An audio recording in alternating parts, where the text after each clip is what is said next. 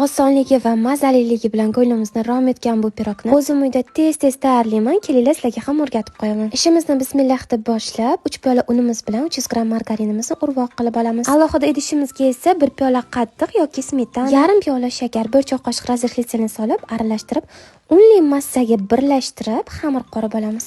So'ng xamirlarimizni bitta katta va kichkina bo'laklarga bo'lib, kichkinasini salofan paketga solib, muzlatgichga qotirgani qoldiramiz.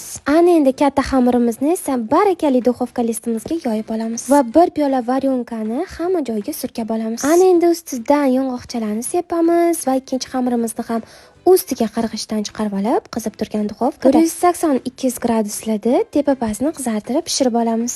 Pirogimizni biroz sovutib, saxarni pudrani sepib olamiz. Pirogni o'zini esa sovigan holatda issiqni choylar bilan yoki kofelar bilan mazza qilib tanovul qilamiz. Allohimning suyukligi, albatta tayyorlab ko'ring. Juda mazali chiqadi.